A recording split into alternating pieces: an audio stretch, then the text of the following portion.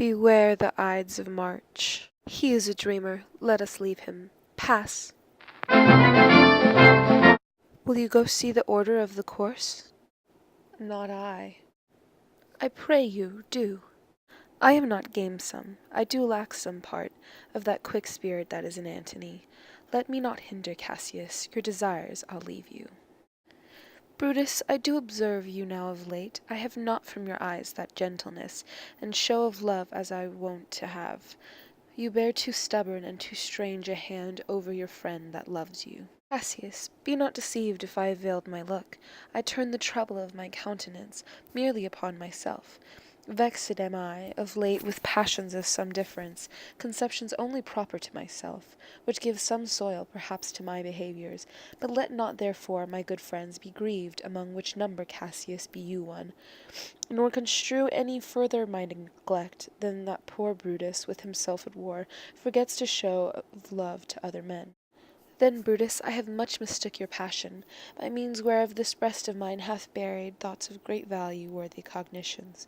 Tell me, good Brutus, can you see your face? No, Cassius, for the eye sees not itself, but by reflection, by some other things. 'Tis just, and it is very much lamented, Brutus, that you have no such mirrors as will turn your hidden worthiness into your eye, that you might see your shadow.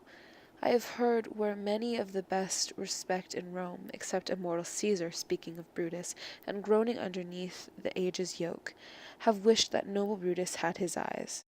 Into what dangers would you lead me, Cassius, that you would have me seek into myself for which is not in me? Therefore, good Brutus, be prepared to hear, and since you know you cannot see yourself so well as by reflection, I, your glass, will modestly discover to yourself that of which you yet know not of. And be not jealous of me, gentle Brutus, were I a common laughter, or did use to stale with ordinary oaths my love to every new protester, if you know that I do fawn on men and hug them hard, and after scandal them, or if you know that I possess myself in banqueting to all the rout, then hold me dangerous. What means this shouting? I do fear the people choose Caesar for their king. Ay, do you fear it? Then must I think you would not have it so. I would not, Cassius, yet I love him well.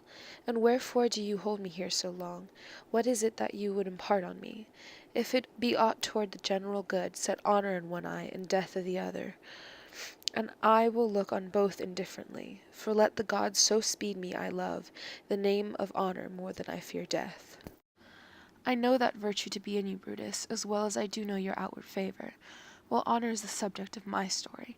I cannot tell what you and other men think of this life, but for my single self I had as lief not be as live to be. In awe of such a thing as myself, I was born as free as Caesar. So were you. We both have fed as well, and we can both endure the winter's cold as well as he. For once upon a raw and gusty day, the troubled Tiber chafing with her shores, Caesar said to me, Darest thou, Cassius, now leap in with me into this angry flood, and swim to yonder point? Beyond the word countered I was. I plunged in and bade him follow. So indeed he did.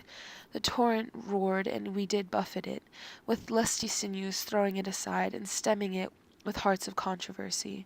But ere we could arrive the point of proposed, Caesar cried, Help, Cassius, or I sink. I, as Aeneas, our great ancestor, did from the flames of Troy upon his shoulder, the Anchises bear, so from the waves of Tiber did I the tired Caesar. And this man is now become a god, and Cassius is as wretched a creature, and must bend his body.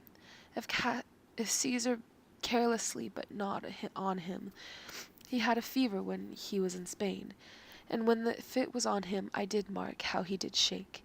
'Tis true this god did shake, his coward lips did from their colour fly, and that same eye whose bend doth awe the world did lose his lustre.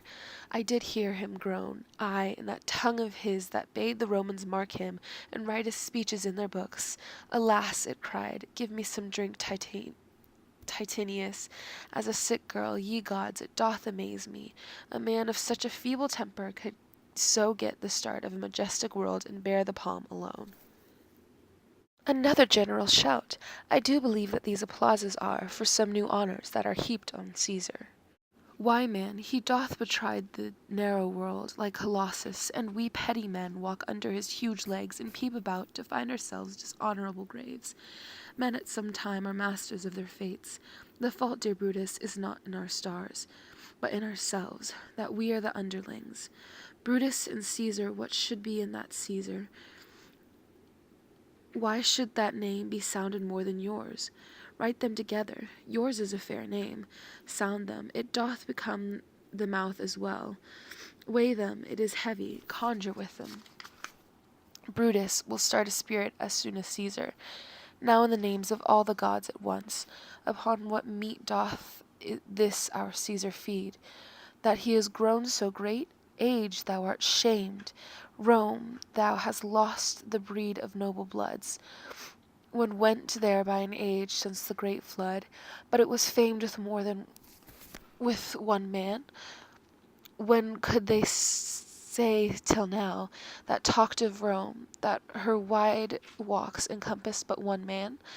Now it is Rome indeed, and room enough where there is in it but only one man.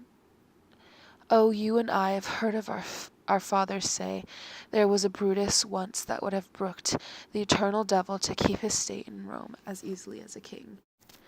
That you do love me, I am nothing jealous. What you would work to me, I have some aim.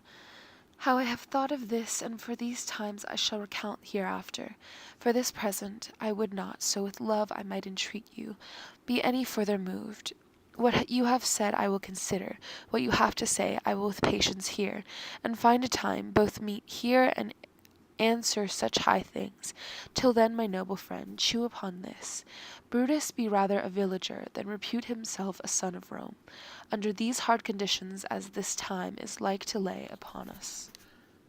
I am glad that my weak words have struck but thus much show of fire from Brutus.